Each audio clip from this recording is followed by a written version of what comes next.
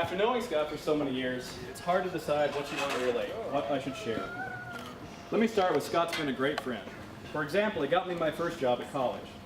When I got to college, I was naive, I was idealistic, I was everything a young 18-year-old freshman is, and somehow I became an RA at the local residence hall. They trained us to say that. I just simply had no idea that free room and board is not nearly worth it trying to take care of 30 freshmen on their own for the very first time away from their parents. The psychological damage doesn't go away for years. By the end of the year, I wasn't 18, I was no longer naive, I certainly wasn't idealistic, but I did know every local cop on a first-name basis. I owe that to my friend Scott. What else should I relate? Somehow, Scott and I always end up together sweating. Today is no exception. During high school, we played tennis together. I was always on the receiving end of Scott's crazy serve. If you haven't seen this serve, he reaches way back to where the racket almost touches the ground, puts a ton of spin on it, and as soon as it hits, it jumps straight up in the air. It's really hard to hit. It made me sweat. The catch is that he only hits 1 out of every 3. And the other 2/3 go flying out of the court, and every once in a while you hear this muffled scream a half a block away. In college, we switched over to racquetball. Scott and I would go out and we'd play a half a dozen games of racquetball. We'd play racquetball all night. Both of us were a lot skinnier and a lot more athletic back then. But we had a tradition. After many games of racquetball, no matter who won, we would go out for Mexican food afterwards. And I'm not talking high-quality Mexican food. You have like a low-quality joint that's kind of scuzzy you don't really want to go into? That was our kind of place. Our place was called La Conga, and we would go get this steaming hot pile of food from a drive-through window, which was 24 hours a day, 7 days a week, always at college prices. But we weren't silly. We wanted to make sure the food was dead, so we would cover it in cups and cups of hot sauce and cilantro, make sure it was edible before we'd eat it. We sweat on the racquetball court, but we had more sweat and more pain, I guarantee you, eating Mexican food. Just try eating cheap Mexican with Scott. That brings me to Stephanie. When Scott first told me he met a great woman, my ears really perked up. He told me how Stephanie was fun, she was smart, how she loved to laugh. Somehow, he snuck in that she was also a vegetarian. All of a sudden, I was skeptical. I mean, Scott is not a vegetarian, I am not a vegetarian. But our first meeting was a double date, and sure enough, Scott was right. She is fun, she is smart, and they love to laugh together. They make a great couple. And I've got to give Stephanie props, because she watched Scott and I scarf down God knows how many ribs in ugly order. And if a vegetarian can do that, she's already got my respect. I also got to know Stephanie better, and she is a wonderful woman, all the things that Scott said. And I must admit, while I'm not ready to give up meat, if my food tasted like that, I'd at least consider becoming a vegetarian. Stephanie, you're a wonderful woman, and you deserve a wonderful husband. And Scott, we all wonder why she picked you. Toasts by a married best man often include marriage advice. I've only been married 2 years, so I decided to stick with what I know, and that'd be Scott and racquetball. Stephanie, my advice to you is, if you ever decide to play racquetball with Scott, please do one thing. Do not feed Scott that Mexican before you go play racquetball. I wrote this speech and my wife edited it for me, and before she edited it, it was full of references to things like chemical gas attacks and Scott's funny stance. So just take it from me, I won't go into any more detail. It's a mistake you'll regret for years and years to come.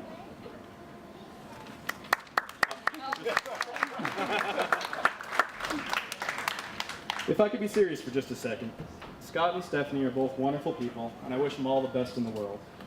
They're two people who love to laugh, so I'd like to make my toast for people who love to laugh. May all of your days be full of laughter, except in the bedroom. In fact, maybe I didn't say that right. Maybe I should say, may your days be full of laughter, especially in the bedroom. I've only been married 2 years, so I'm not sure. In any case, please raise your glasses to Scott and Stephanie.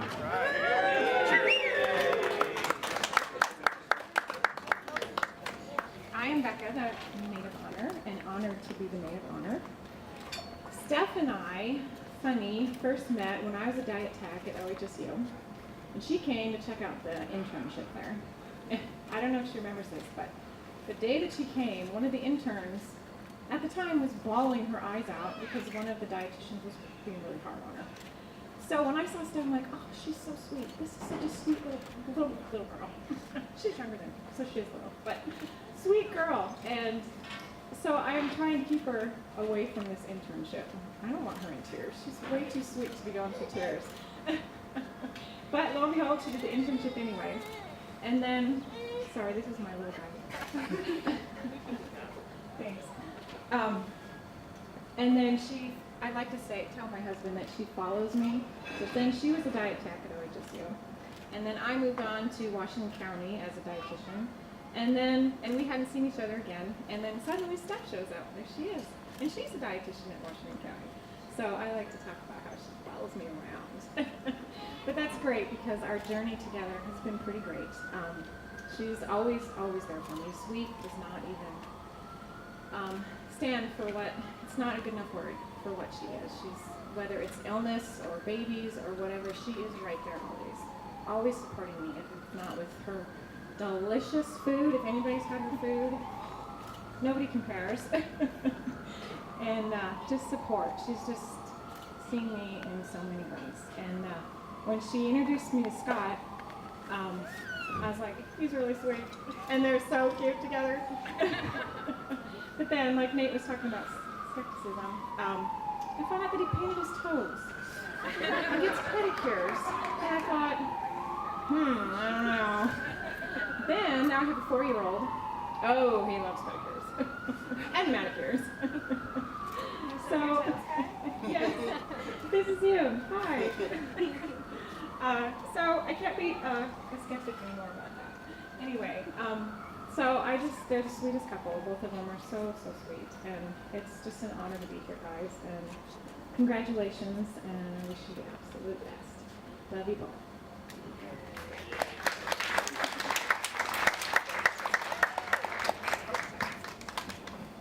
Well, we know many of you have come from many places, far and wide, to be here, so we really appreciate all our family and friends coming to celebrate this with us. And thank you to all our family for all their help and support. And thank you to my mom for the lovely centerpieces and the flowers arrangements.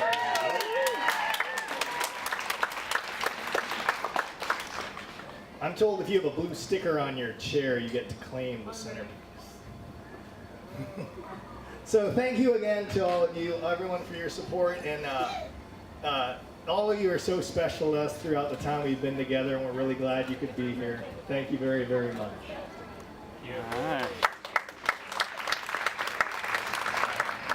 Last night at dinner, just sitting down, even though we were outnumbered, your family is such a lovely family, and we are so fortunate to be joining arms with you guys. So we love you all, and wish the best for you. And you have much support and much love. We love you.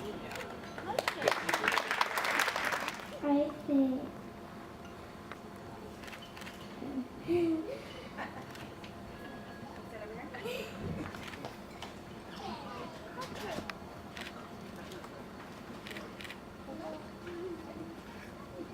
All done. All right. Allowed me into their home, and I got the chance to meet Scott. And Scott and I actually get along great, surprisingly. He has seen me through a lot of things, and I'm very grateful that Stephanie has something so amazing in her life to accept me and to accept our crazy family. I don't know if crazy is the right word. But I just want to say that I'm really happy for you two, and I'm thankful for all that you've done, and I can't wait for you to start your new life. Thank you. Fontana. Shay and I came from far, far away. We came all the way from Florida because we thought it was very important to come to this wedding. I need to tell you that Stephanie was our flower girl. This was when Shay and I got married, and we loved it, and we still love you a great deal, and I wish you all the very, very happiness in the future.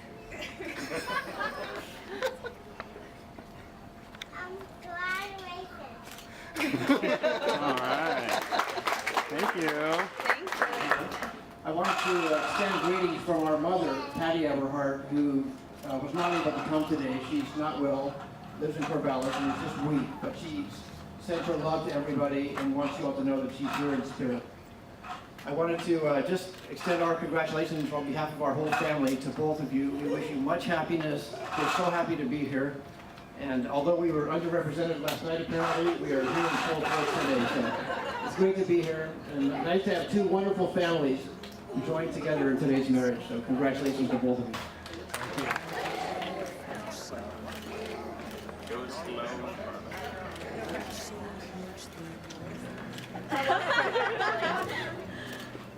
Just like the world started, I see that you've come so far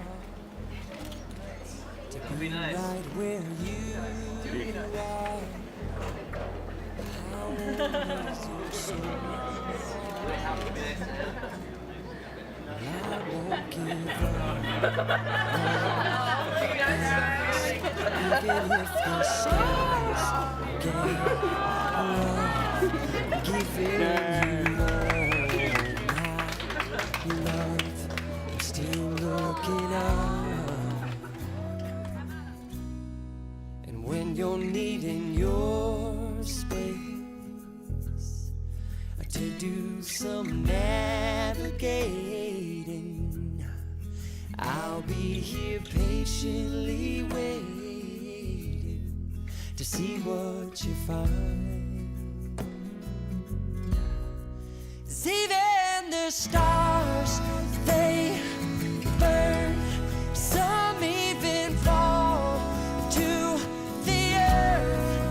We got a lot to learn. God knows we're worth it. No, I won't give up. I don't want to be someone who walks away so easily. I'm here to stay and make the difference that I can make. Our differences, they do a lot to teach us how to use the tools and gifts we got here. We got a lot at stake. And in the end, you're still my friend. At least we did intend for us to work. We didn't break, we didn't burn. We had to learn how to bend without the world caving in. I had to learn what I got and what I'm not, and who I am. I won't give up on us, even if the skies get rough. I'm giving you all my love. I'm still looking up, still looking up.